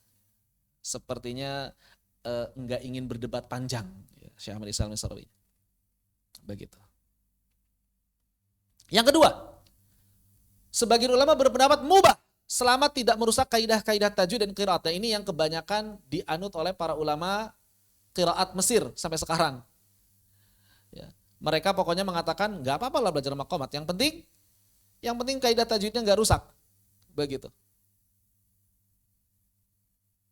Bahkan kata mereka, kalau misalnya dengan belajar lagu-lagu tadi bisa membuat lebih khusyuk, bisa mempermudah kita untuk tadabbur, maka itu lebih utama, mustahab. Makanya orang-orang Mesir rata-rata senang maqamat itu. Ya, begitu. Ini yang kedua. Yang ketiga adalah makruh apabila sengaja dipelajari dan menyengaja memasukkan lagu-lagu tersebut ke dalam bacaan Al-Quran. Jadi kalau sengaja, makruh. Tapi kalau misalnya nggak sengaja itu kayak gimana? Kita baca, ternyata lagu kita mirip dengan makom tertentu, maka itu nggak apa-apa. Kalau kita nggak belajar, itu sifatnya tabi'i, natural, maka tidak apa-apa. Bahkan kebanyakan ulama menilai sunnah kalau lagu-lagunya itu bukan lagu-lagu yang lagu-lagu buatan istilahnya begitu. Bukan lagu-lagu buatannya, kita mah ngelaguin Al-Quran, laguin aja. Nggak paham itu lagu apa, nggak mesti ngikutin teori maqamat. Kalau naik harus nadanya naik, kita mah pengen ya enak aja yang penting begitu. Maka yang seperti itu tidak mengapa. Ini misalnya pendapatnya Ibnu Qayyim Al-Jauziyah. Makanya Ibnu Qayyim membagi lagu menjadi 2. Lagu buatan dan lagu natural. Lagu buatan itu lagu yang harus dipelajari. Kalau maqamat kan begitu, harus dipelajari. Misalnya kita pengen ke maqam ajam, berarti lagunya begini gitu kan. Maqam bayat, berarti lagunya begitu. Maqam kurd, berarti lagunya begini. Maqam nahawan, lagunya begini. Itu kan ada aturannya. Ada aturannya. Nah yang seperti itu kata Ibnu Qayyim Al-Jauziyah makruh. Tapi kalau kita baca aja lah pokoknya. Ternyata bacaan kita mirip nahawan. Ternyata bacaan kita mirip sika kata sebagian orang. Ya nggak apa-apa karena kita nggak menyengaja melakukannya. Bahkan itu tidak masalah, bahkan bisa menjadi sunnah. Bagian dari yataghanna bil Qur'an. Jadi maksud dari yataghanna bil Qur'an itu adalah melakukan Al-Quran dengan lagu yang kita tidak pelajari, tapi lagu yang tumbuh dari natural kita, dari fitrah kita. Orang kalau baca Al-Quran itu pasti ada lagunya. Walaupun dia nggak pernah belajar nyanyi. Ya, antum pernah belajar nyanyi nggak? Ada yang pernah belajar nada? Dari wasido, kalau saya pernah, dari SD saya pernah. Karena dulu waktu SD ada guru kesenian yang memang dia orang yang hebat gitu ya keseniannya, ya belajar suling, belajar pianika, belajar nyanyi, paduan suara itu saya dari kecil dari SD. Begitu. Cuma memang suara saya nggak bagus. Jadi ya cuma tahu doang, tahu nada, bisa menempatkan nada lah. Kalau baca nggak falas-falas amat begitu jadinya. Kalau nyanyi nggak falas-falas amat, tapi nggak enak. Begitu. Warna suaranya nggak sebagus misalnya Ustadz Haikal Sirikal, warna suaranya bagus, lembut ya. Ajib, Ustadz Haikal itu warna suaranya enak lembut. Kalau saya banyak seraknya, kurang bagus. Kalau kata ahli-ahli lagu, ahli-ahli nyanyi, kalau suara yang banyak serak itu kurang bagus. Iya, buat nyanyi itu nggak cocok kata mereka gitu ya. Begitu. Wallahu a'lam bishawab. Semakin halus semakin bagus. Tapi bukan itu yang dituju dalam Al-Quran. Pokoknya yang penting kita melakukan Al-Quran dengan lagu-lagu yang kita lahirkan sendiri. Nggak perlu misalnya ngikutin orang itu takaluf ngikutin orang itu sebetulnya. Nggak perlu. Tapi karena kita sering dengar dia baca terus jadi mengikuti sendiri ya nggak apa-apa. Itu sudah natural, fitrahnya begitu. Tapi pasti ada kekhasan tersendiri-sendiri nanti setiap orang itu punya kekhasan sendiri-sendiri. Nggak bisa 100% sama kecuali yang memang mereka ahli dalam taklid, ahli dalam kopes. Kita akan ada sebagian orang itu ahli dalam kopas 100% itu bisa gitu ya. Nggak semua orang bisa begitu. Seperti itu. Ini berkaitan dengan hukumnya. Makanya para ulama juga yang mengatakan kalau makomat itu ada 7, lagu makomat itu ada 7, maka ya tahona bil Quran itu adalah lagu yang ke-8. Jadi bukan makomat Al-Quran itu. Ada yang bilang seperti itu. Kalau nggak salah Imam As-Sakhawi, sebagaimana dikutip oleh Syekh Mansuwaid. Makomat itu ada 7, Al-Quran itu yang ke-8. Jadi jangan dicampur katanya. Wallahu a'lam. Jadi intinya, kalau tidak menyengaja, kita pokoknya melakukan Al-Quran aja. Mau mirip apapun itu nggak masalah. Berarti para ulama sepakat nggak masalah. Yang dipermasalahkan para ulama itu kalau menyengaja. Kita masukin lagu-lagu ketika baca Al-Quran. Kan ada kan aturannya. Nada yang pertama naik gitu kan. Nada yang kedua datar. Nada yang ketiga turun. Misalnya gitu. Nah, itu yang tidak boleh. Terserah mau naik, mau datar, mau turun, terserah. Bahkan afdolnya itu ngikutin makna, bukan ngikutin alunan. Maknanya apa naik? Enggak. Maknanya misalnya maknanya tentang azab. Dibuat seperti kita ini seolah-olah sedang menceritakan azab. Gimana tuh caranya? Nah itu yang bagus kayak gitu. Baik, ini berkaitan dengan hukum. Terus yang rojih yang mana suka ada yang nanya? Ya rojih menurut siapa? Ini yang pertama rojih menurut Syekh Mansuwaid. Yang kedua rojih menurut ahli qiraat Mesir. Yang ketiga rojih menurut Ibnu Qayyim Al-Jauziyah. Cuma kalau misalnya ada yang nanya ke saya, Ustaz terus boleh enggak saya belajar maqamat? Maka kalau saya akan menjawab yang sudah belajar maqamat juga tentu saja, Ustaz saya udah tanggung belajar maqamat nih. Terus gimana? Ya kalau saya pribadi bukan dalam kapasitas mengatakan halal atau haram, cuma saya pengen ngasih catatan aja. Buat yang lagi belajar maqamat atau yang pengen belajar maqamat, ya secara kasarnya mungkin saya nggak bisa melarang, ya, tapi cuma bisa ngasih catatan. Apa catatannya? Yang pertama, belajar tajwid sebelum belajar maqamat. Kalau udah terlanjur nyemplung ke dalam maqamat, sok tuntasin atuh tajwidnya. Jangan sampai tajwidnya nggak paham, maqamatnya tapi menguasai. Sayang. Begitu. Ini yang pertama. Kalau ingin belajar maqamat, silahkan pelajari tajwid terlebih dahulu. Minimal tuhfah sama jazariyah selesai teori dan juga prakteknya. Minimal praktek itu lepas dari lahan jali lah. Jangan sampai mengedepankan maqamat, prakteknya masih banyak lahan jali. Yang kedua, apabila antara kaidah tajwid dan kaidah maqamat terjadi pertentangan, karena kadang ada kata tajwid harusnya begini, tapi kalau maqamat enaknya begitu. Maka berarti menangkan tajwidnya. Jangan ikutin maqamatnya.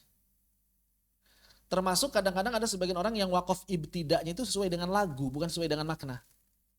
Karena pas lagunya itu di situ misalnya waqafnya. Itu nggak boleh. Jangan sampai karena lagu waqafnya berhenti di sana. Bukan. Ada sebagian orang itu jadi waqafnya itu pas misalnya di tajri. Nah itu sering nih. Tajri.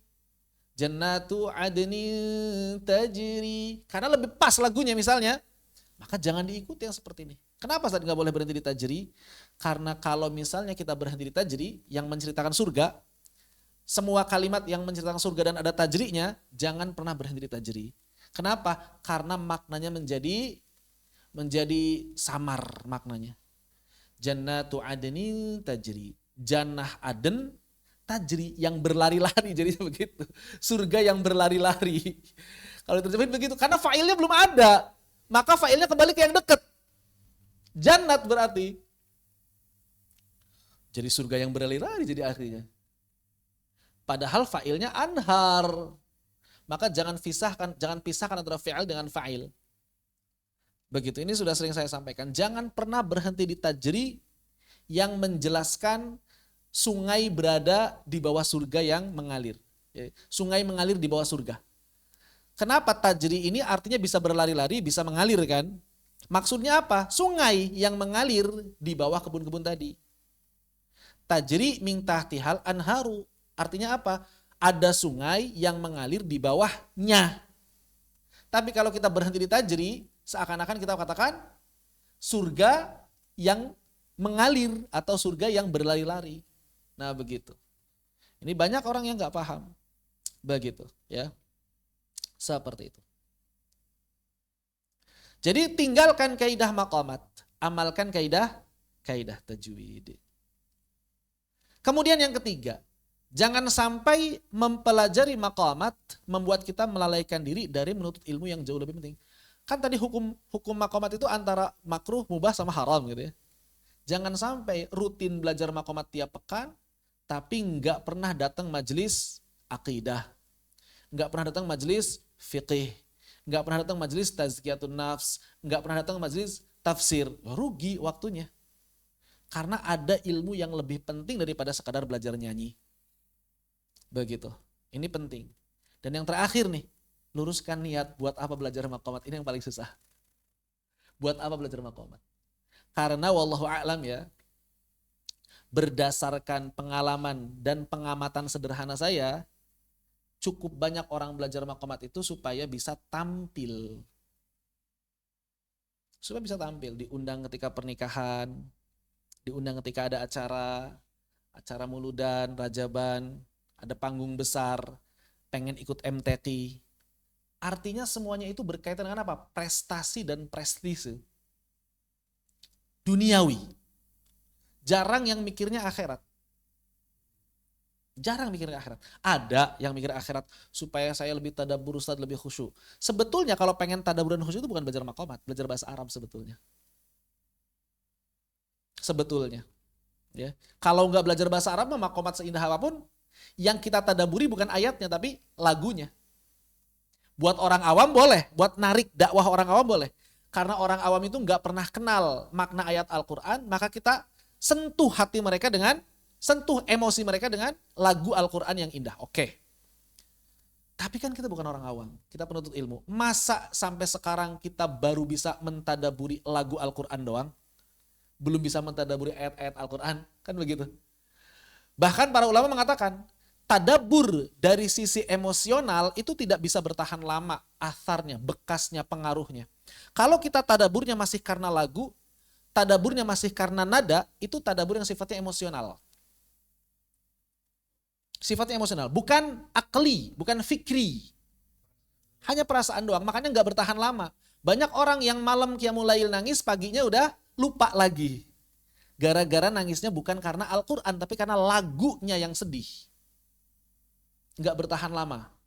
Tapi kalau orang yang tadaburnya itu tadabur fikriyah, karena dia paham makna ayat, ini lebih bertahan lama.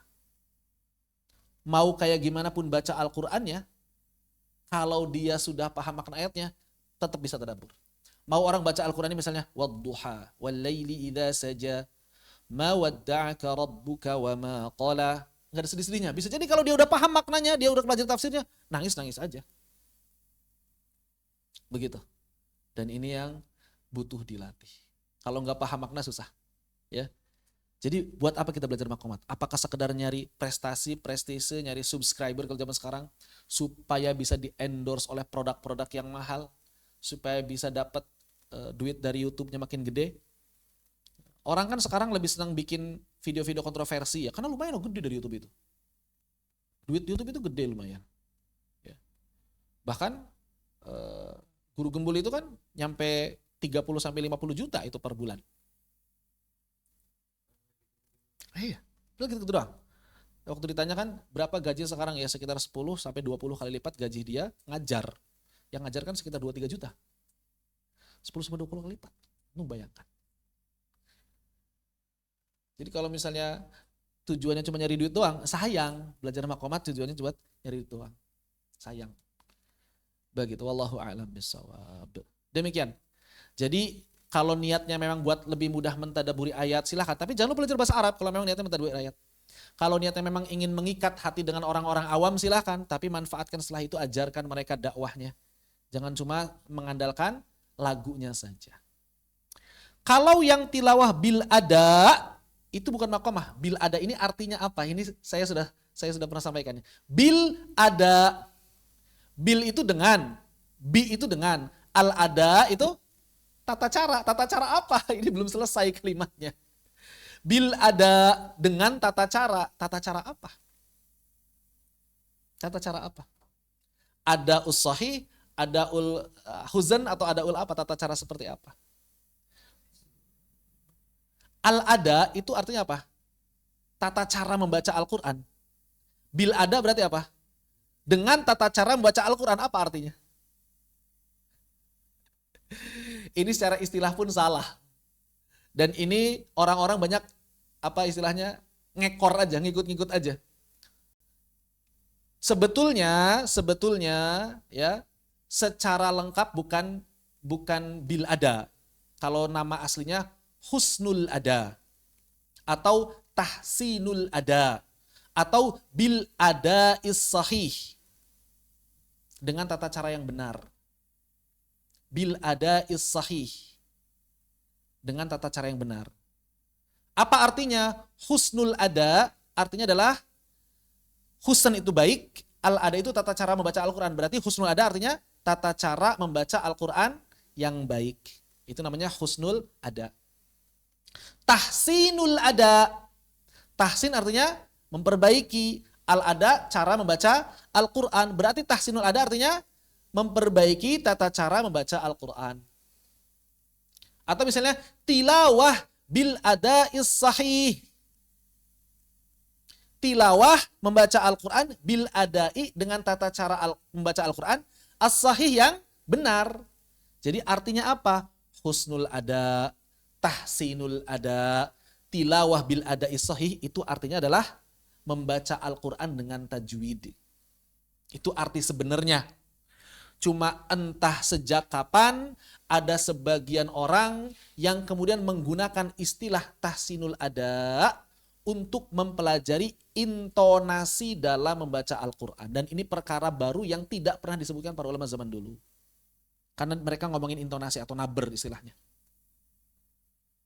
Jadi kalau misalnya sekarang ada orang ngomongin bil ada itu ngomongin naber, ngomongin intonasi. Tidak ada kaitan dengan tajwid. Padahal aslinya, judul asli husnul ada atau tahsinul ada itu adalah membaca Al-Quran dengan tajwid. Loh, terus itu yang belajar bil ada gimana? Wallahu alam, asal usul dari mana? Itu hanya tambahan sebagian orang dari Mesir yang asalnya cuma beberapa kata, sekarang sampai 1000 sekian kata yang harus pakai intonasi benar menurut mereka. Dan ini menurut kebanyakan ulama takalluf, berlebih-lebihan, karena nggak penting. Nggak terlalu penting, tapi kalau antum sanggup mempelajarinya silahkan, katanya gitu, kata para ulama gitu. Kalau antum sanggup mempelajarinya, intonasinya urutannya begini harus begitu, urutannya harus begitu, silahkan. Tapi kalau misalnya enggak, jangan, ngapain capek. Lelah. Jangankan kita orang Indonesia, saya pernah menyimak rekaman daurah mereka, orang Mesirnya bingung. Kaifa, bingung dia. Gimana sih caranya katanya? Yang dinaber itu yang mana, intonasi naiknya di kata yang mana? Itu ternyata ada rumus-rumusnya. Ada rumus-rumusnya dan itu banyak sekali. Seperti itu. Jadi bil ada yang kita kenal sekarang itu sebetulnya pertama secara istilah agak kurang tepat ya. Kemudian secara konten itu pun perkara-perkara baru yang tidak pernah disebutkan para ulama tajwid zaman dulu. Bahkan itu mungkin baru 10-20 tahun yang lalu aja populernya. tahun 2000-an awal. Tahun 2000-an awal, kayaknya puncaknya di sekitar 2009-2010 tuh mulai banyak tuh. Dan itu nambah terus kata yang harus dinabernya. Nambah terus tiap tahun. Tiap daurah nambah lagi. Dulu PowerPoint-nya cuma 4. Kemudian jadi 7. Sekarang jadi 11. Nambah terus. PowerPoint mereka nambah terus. Jadi kalimatnya nambah lagi. Kaidahnya nambah lagi. Nggak tahu sampai kapan. Wallahu a'lam bishawab. Kebanyakan ulama menilai takalluf. Seperti itu. Demikian. Ada yang tanyakan atau yang didiskusikan, dipersilakan.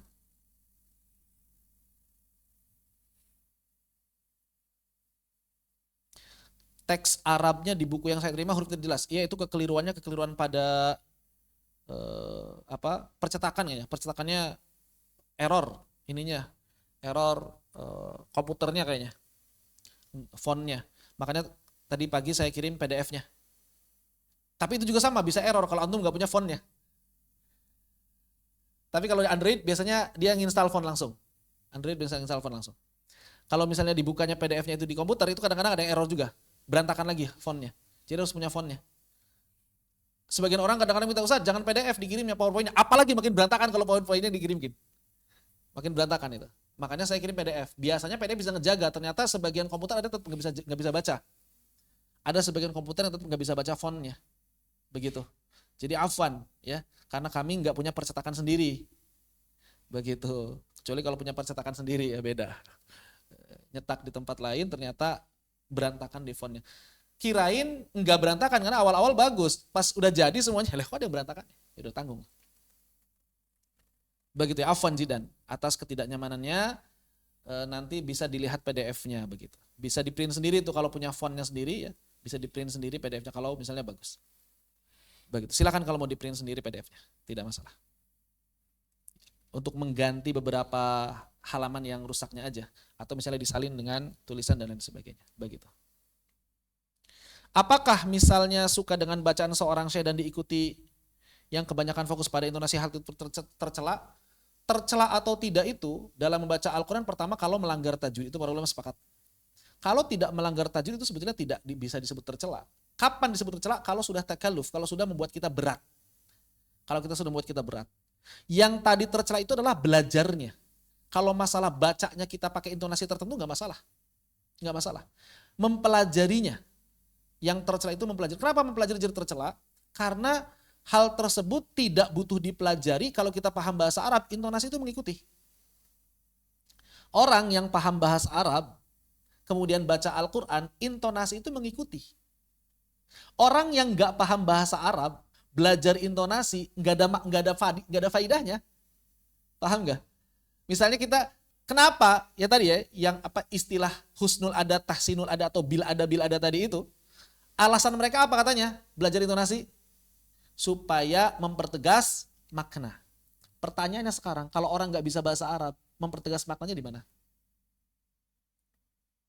Kan nggak paham bahasanya. Mau dipisahin pakai intonasi pun mereka nggak tahu. Orang yang nggak paham bahasa Arab. Tapi kalau sekadar ngikutin syekh baca Quran seperti itu ya silahkan, tidak masalah. Terus gimana caranya supaya kita dapat intonasi yang tepat? Bukan belajar intonasi sebetulnya. Kita ngomong belajar nggak intonasi? Hah? Belajar gitu intonasi? Enggak kan? Tapi bisa tahu kan kalau nanya itu intonasinya harus begini? Enggak butuh belajar teori secara khusus kan? Kenapa? Karena kita paham bahasanya. Maka berarti kalau kita pengen belajar baca Al-Quran dengan intonasi yang tepat, apa yang mesti dilakukan? Belajar bahasa Arab dan tafsirnya.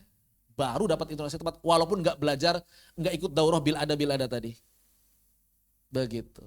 Ya, seperti itu. Wallahu a'lam bishawab. Makanya itu yang dikritik oleh para ulama. Buat orang yang bisa bahasa Arab, nggak perlu belajar daurah naber tadi. Buat orang yang nggak bisa bahasa Arab, ya percuma belajar naber pun gitu. Jadi buat siapa itu belajar naber? Buat orang yang bisa bahasa Arab jadi percuma, karena sudah paham duluan. Buat orang yang nggak bisa bahasa Arab juga percuma, karena dia nggak paham maknanya. Terus belajar itu buat apa? Hah? Iya kan? Jadi agak kurang manfaat. Apalagi kemudian kalimatnya itu dibikin rumus-rumus sendiri. Kalau misalnya fi'il rubai, nabernya di huruf kedua misalnya begitu. Sulasi, nabernya di fi'il kedua. Ribet banget itu, ribet banget pokoknya. Ribet banget. Demikian. Tapi kalau misalnya antum sanggup, Ustaz, bagi saya ini ringan pelajaran ini, enggak takaluf ya silakan itu. Itu silakan. Silakan. Cuma saya pernah dengar rekaman daurah mereka, orang-orang Mesirnya aja banyak yang merasa berat, bingung, salah terus. Gara-gara fasako itu asal usulnya itu. Gara-gara kalimat fasako atau fasako. Fasako, fasako. Gara-gara itu. Asalnya cuma satu kata, fasako doang. Sekarang udah banyak ribuan kata gara-gara fasako. Dulu asalnya fasako, jadi ada seorang syekh kok dengernya kayak fasako gitu, asal muasalnya gitu. Dengernya kayak fasako, tulisannya gimana fasako? Fa, sin, qaf, ya, alifnya alif bingung kan? Begini kan? Apa artinya? Maka memberi minum, sako, ya menuangkan air, kan, menyiram. Begitu kan? Fasako. Kemudian sebagian orang ada yang tiba-tiba di kepalanya ada syubhat. Ngebayanginnya apa? Ngebayanginnya begini, dua orang fasik. Itu asal muasalnya. Kok kayak dua orang fasik sih? Padahal sebetulnya begini, kalau kita tahu ceritanya dari awal sampai akhir, nggak mungkin kita kepikiran fasako ini, nggak ada hubungannya. Nggak ada hubungannya fasako dua orang fasik. Tiba-tiba dua orang fasik, nggak mungkin lah orang nyeritain sumur kok. Sebetulnya dari konteksnya aja, nggak mungkin kita kepikiran jadi dua orang fasik itu sebetulnya. Makanya Ibnu Al-Jazari mengatakan, bukan sekadar lewat intonasi makna itu dapat kita pahami, tapi bisibaqi wasiyaq. Dengan kalimat yang ada sebelumnya dan konteks kalimat secara konteks cerita secara utuh. Begitu. Kecuali kalau masalah ikhtilas, nah kalau masalah ikhtilas memang butuh kita perhatikan ya. Karena ada orang baca fasaqo, itu kecepatan berarti kalau itu masalah ikhtilas. Atau misalnya alam taro kaifa fa'ala, nah itu kan ikhtilas. Banyak orang baca begitu, alam taro kaifa fa'ala rabbuka fa'ala, itu ikhtilas. Itu baru bab tajwid kalau itu. Jangan sampai ikhtilas. Tapi kalau masalah intonasi, fasaqo, apa bedanya? Tergantung konteks. Dan yang lucu itu mereka pengisi daurah bil ada ini, hujahnya, argumentasinya ngambil dari naber dalam bahasa Inggris. Jadi mereka bilang, dalam bahasa Inggris, naber itu mempengaruhi makna. Ya kan itu bahasa Inggris sebetulnya, terus ngapain dipakai jadi dalil. Ada PowerPoint-nya. Ada berapa PowerPoint-nya itu? Di mana ya? Saya nyimpennya lupa di mana. Oh, ini kayaknya. Di Telegram. Antum coba buka Telegram, judulnya itu apa ya judulnya itu? Bentar. Saya agak lupa. Ada itu, PowerPoint-nya dibagi. Itu Masya Allah ya, rajin sekali loh. Terjemahannya itu ada, kan aslinya Arab. Bahasa Inggris, bahasa Indonesia, bahasa Jerman, bahasa Belanda itu ada. Rajin sekali saya bilang. Semangatnya luar biasa mereka, nyebarin pemahamannya itu.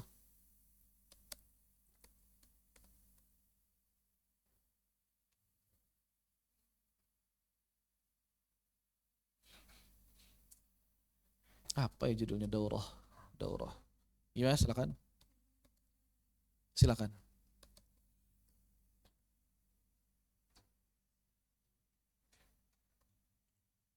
Saya lupa di Telegram itu alamatnya yang mana ya. Itu ada. Lupa ya. Tahsinul ada atau apa ya.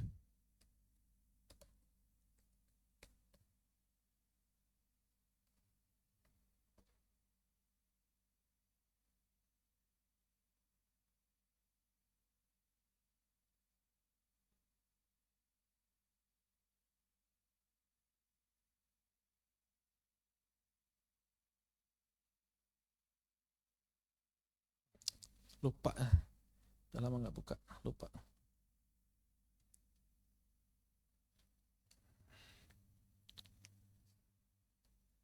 Ya, itulah. Saya lupa ini nyimpen file lupa di mana. Ada beberapa PowerPoint sebetulnya. Akhir, sampai di sini ada tanyakan? Dipersilakan kalau ada yang tanyakan.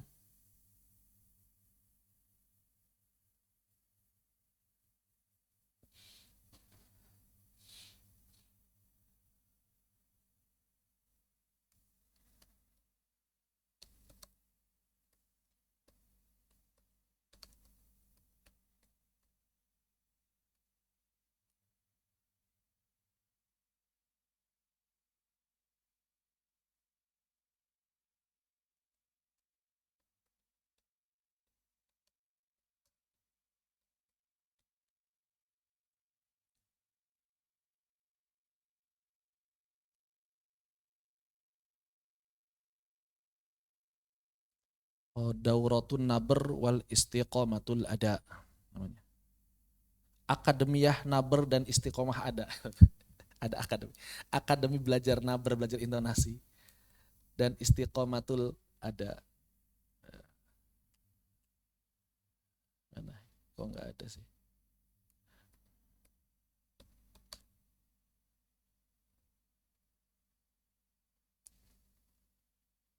Naber wal ada. Dan tata cara ya baca Al-Quran supaya istiqomah kata dia. Oh, nggak ada ininya. Di mana ya? Dihapuskah channelnya? Nggak ada channelnya.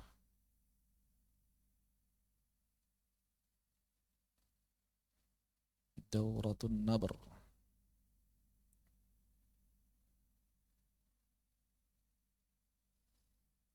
Dauratun Naber.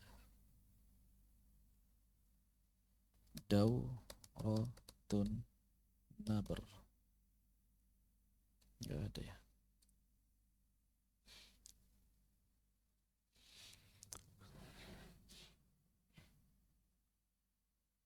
Baik, sampai di sini tanyakan, dipersilakan kalau ditanyakan. Kalau tidak ada berarti cukup sampai di sini dulu. Nanti kita lanjutkan setengah jam ke depan, insyaallah taala.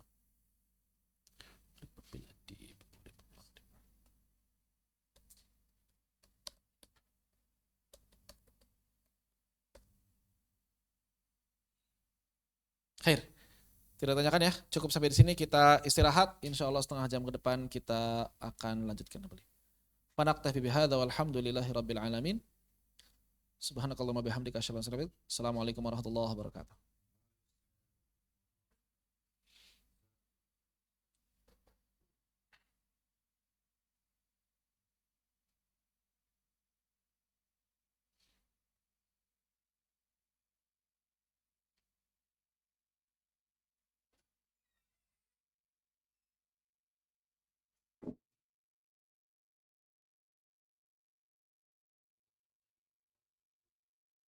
Ada? Oh, belum di share linknya ya? Nanti saya share linknya, insyaallah.